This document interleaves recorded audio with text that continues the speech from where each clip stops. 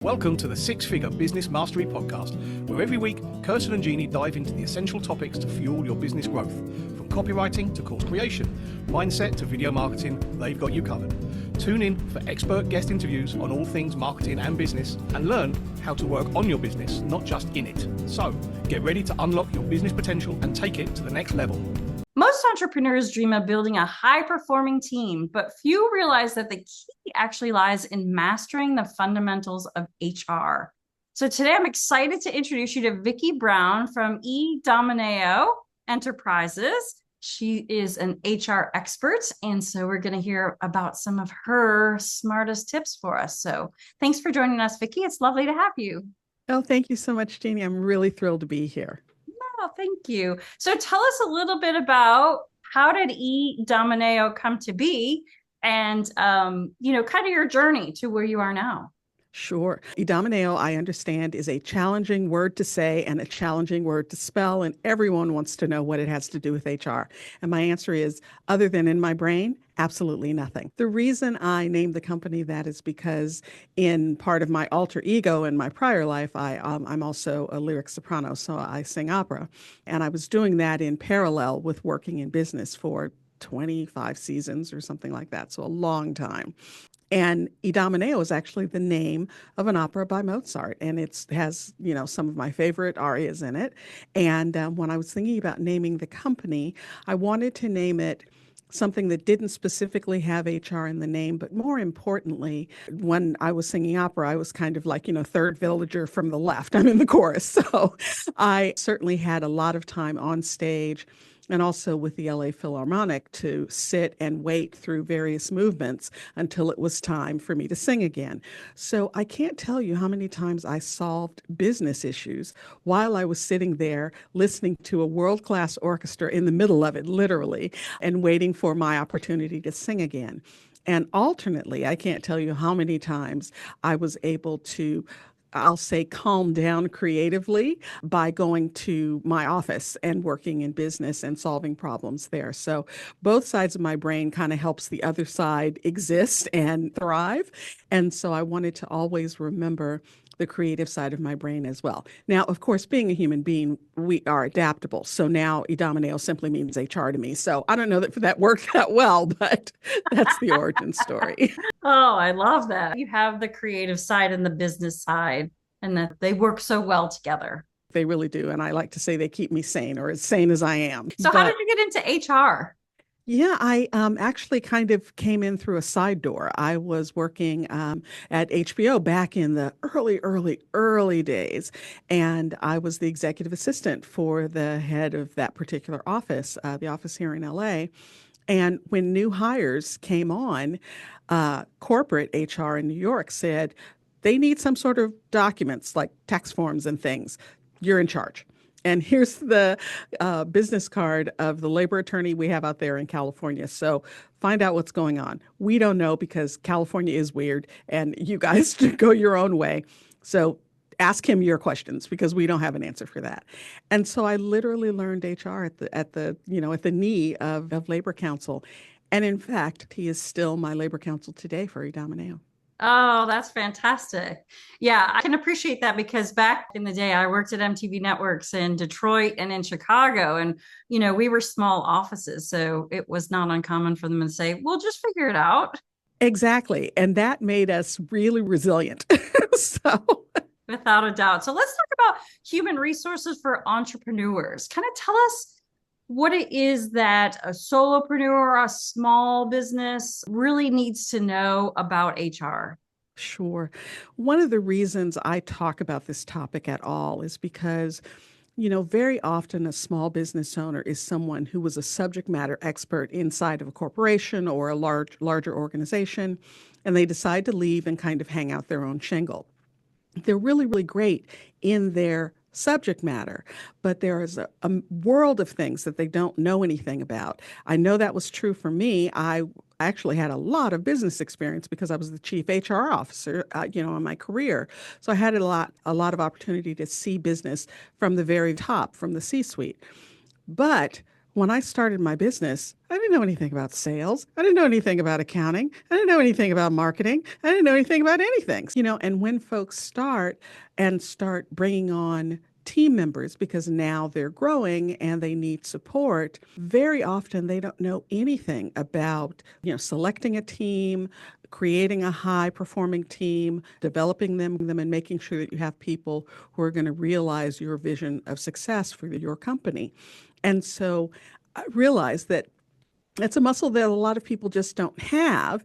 And besides, P.S., you're focused on growing your business. So you're not really worried about, you're not going to take a bunch of HR courses. You know what I mean? So we really wanted to not only be the backstop for those entrepreneurs and really take HR off their plate, which is what Idomeneo does. We're the HR department for our clients. So soup to nuts, A to Z, everything involving people.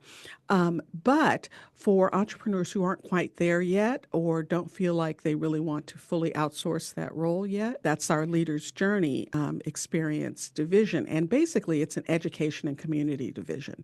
So that is focused on giving entrepreneurs the tools that they need to get through the people part of their day, but doing it in a way that is not filled with jargon and all the HR terms that my colleagues and I love to use, really doing it in a way, going back to my entrepreneurial roots and really understanding what I need to know as succinctly as possible with as many tools and tips and checklists and things that I can just kind of get through.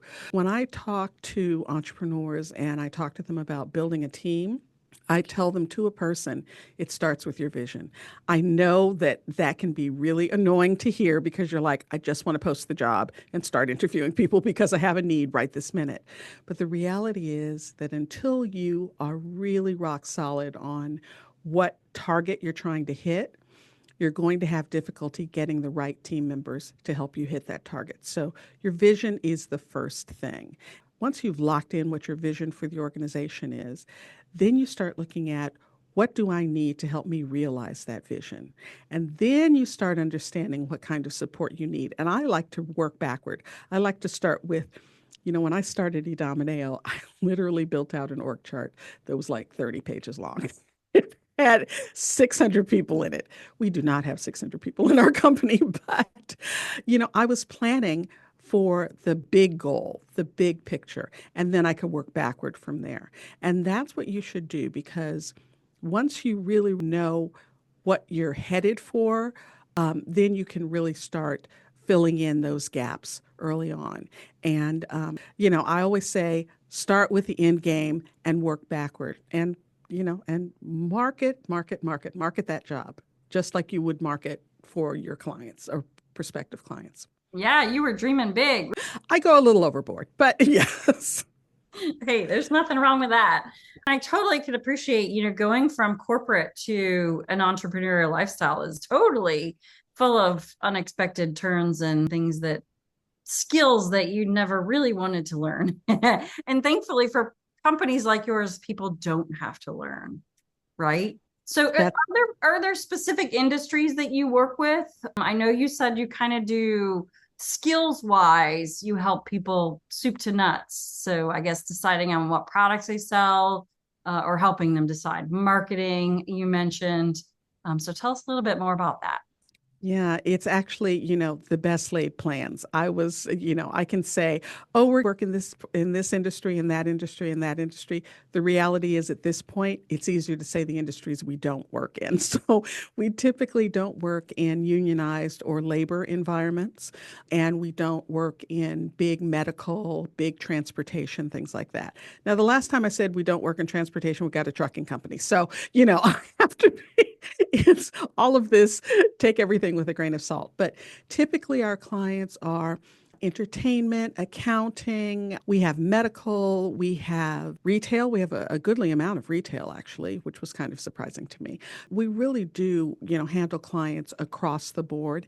And I think it's really valuable because I have a lot of different experiences inside my organization. I have team members who come from medical, actually, or come from retail, or come from entertainment. And so then we can kind of add that little extra special understanding to the issues that the clients are facing, but remain domestic. So when we started, we did have a client friends and family beta client, and they were international. So for the first few years of our existence, we actually, we grew with that business. And so they had offices in the Philippines and India, and I was doing conference calls at 2 a.m. on Sunday morning. Really wanted to get away from that. So we did kind of niche down into domestic, but we deal with all across the nation, clients all across the nation. Excellent. So tell me a little bit about what's most important for entrepreneurs or small business owners to know about compliance for as far as HR is concerned. Sure. I'm going to go with the low-hanging fruit. I'm sure your listeners have heard this before, but I can't be said enough. There are two areas that are so easy to get wrong, and they can be tremendously expensive. One is bringing people on and misclassifying them, meaning you say, I'm going to pay you a salary, your job isn't eligible for overtime because I think it, is exempt. Again, the HR jargon. When in reality, the job duties don't meet the exemption requirements, so that person really should be eligible for overtime.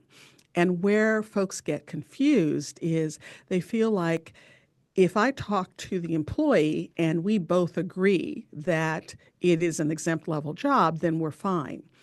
Unfortunately, the powers that be, and that is the IRS, the Department of Labor, your state employment departments, they're the arbiters. They're the deciders. They get to figure it out. And what they say goes. So you can't agree it away with the employee. So that's a really big one. And then the other thing that I see all the time is actually bringing someone in as an independent contractor when they actually would qualify as an employee. And depending on where you're located, that could be a bigger problem than not. There are some federal guidelines. And again, at the federal level, a lot of different agencies are involved in this because the IRS wants its payroll taxes. The Department of Labor wants to make sure that you're counting employees as employees versus independent contractors, et cetera. A lot of states, certainly California, but a lot of different states have very specific guidelines around independent contractors. So it is critically important. This is the time in the discussion where I say, I am not a labor attorney. I'm not an attorney of any type. I don't play one on TV, but I do know that you need to be joined at the hip with your labor attorney when you're talking about bringing someone on as an independent contractor, just to make sure. Because if you get that wrong, you could be on the hook for unpaid wages, for not paying them correctly, for payroll taxes on the employee and the employer side, and penalties. You don't want that to happen. Wow. Yeah, that's a lot. And I think it's attractive to want to hire someone as an independent contractor because, you don't have to pay their, health benefits. And, so it's much more affordable per se. So it's much more enticing. It's really smart for people to double check with a labor attorney. And is that who they should check with, as a labor attorney? Absolutely. You can also check with an HR professional because there are some things that are just black and white, really clear. We can tell you right away that person doesn't qualify as an independent contractor. But there are other things that might be on the line, in which case, if you're talking to a good HR consultant, they will say, check with Labor Counsel on that. Gotcha. And now, specifically, does your company work with people in other states, or are you specific to California? We actually have clients all over the nation. In fact, some of our largest clients have offices, their corporate offices in New York and Chicago and Florida. And so we're everywhere. I love that. Awesome. So let's talk a little bit about how to decided you've got this big dream and you want to build this team. What is the first step, or, how do people find, vet, train, get the best performing team? What would be your recommendations for that? I would say the very first thing you're probably going to do is post the job. And don't forget your network, by the way. And I mean your full network. So reach out to the people that you know, colleagues, work colleagues, as well as people in your personal network. Really cast a wide net. You never know when excellent talent, where that's going to come from. But you're probably also going to post the job. When you post the job, that does not mean take a job description and throw it up on Indeed or LinkedIn and you're good to go. Recruiting is a marketing exercise. So when you're talking about attracting high performing talent, you can't just say, oh, here's the job, apply for it. You're selling your vision, you're selling your company, you're selling the fact that this is an amazing place for that high performing person to work. It will offer them development in their career, it will offer them opportunities to stretch their skills and experience different types of work. And so you really need to sell that. And that's generally easy for an entrepreneur to do. We love our businesses and we can talk about them forever. So make sure that when you're posting, you're being specific around selling the perks of the company. If you have a give back plan or any kind of, you work with Habitat for Humanity or something, make sure that that's part of your careers page. I love video. I love having testimonials from inside your organization. So your existing employees, have them talk about, if they wish, have them talk about how working at your company has really expanded their horizon in their career and their skill set, et cetera. It's also nice for the hiring manager to show up in a video. If you have a high-performing person who's looking at a number of job openings, and this one has a little video from the hiring manager saying, this is what success looks like for me, that gives them an opportunity to actually almost experience that person a little bit. It's not the same as having an in-person conversation, but at first blush, it gives them more data, more information, and it makes you stand out as an organization. And then you have to be specific about what you're looking for. Let folks who aren't the people that you want to apply, let them self-select out because you've been specific about what you're looking for. So all of those things, they're all sorts of tips and tools that you can use during the interviewing, during the recruiting and interviewing process, putting together what in the life looks like, all those kinds of things. They're just slightly different. They help you to stand out, but they also help you to attract really high performing talent. Yeah, I love that. I feel like some of what you're talking about is the culture. When you're talking about recruiting as a marketing exercise, because I also think it makes me think of I don't know if you know who Alex Hormozy is. Absolutely. Yeah. And I know that his company he has very driven young people who are eager and, and ready to roll and great. And they cultivate that environment, but that may not be everyone's environment. And it might not be what you're looking for. It goes back to you talking about your vision. What is your vision for what you want this business to be, for who you want to be a part of this business? Would you agree? I would agree 1,000%. And actually, you said it much better than I usually do. You're right. Every type of worker is not right for your environment. Maybe you do have a hard driving, grinding environment. And I'm not saying anything negative about grinding. We all have to do it occasionally. But, maybe you have a really high pressure, high performing environment. And that is a high core value for your company. And so that means you're going to be looking for a certain type of people, a certain type of person. But maybe your environment is more driven by understanding clients and being consulting and being empathetic. So then you're looking for a different kind of person. And that's why the vision is so important. Because if you plug in, there are high performers and high performers, but they have different different people have different traits. So if you take a high performer that doesn't have a trait that plugs in to what your ultimate vision is, they're not going to be successful. Yeah, I love that. It's been a long time since I've interviewed, thankfully. And the interview process has changed a bit over the last 30 years. So, tell me a little bit more, because you talk about posting it and, back in the day it was posted, but in newspapers. So now it's Indeed and it's Elance and, all that other type of thing. So tell me a little bit about the process. If you tried all of your connections and were not successful in finding the person, and I'm going to say this too, if you don't mind, I'm going to add this in. There's a difference between a job post and a job description. We like to say, the job post is what goes on online, but the job description is rich in detail and actually what they do. Do you agree? My little HR brain is doing the happy dance. You are absolutely right. There is a big difference between a job description and a job posting.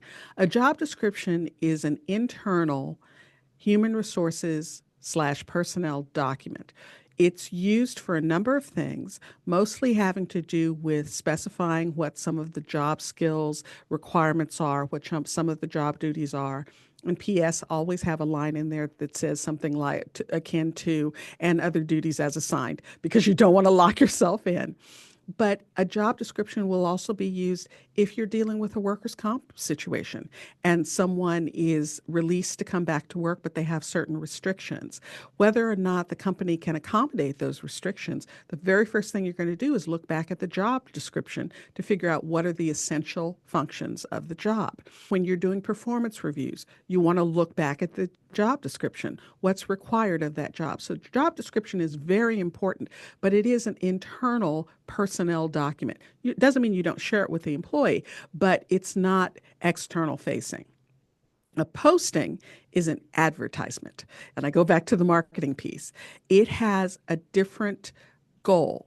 The goal is certainly to explain what some of the important elements of the job are, to help someone figure out whether or not they have the skill set to even apply for the job.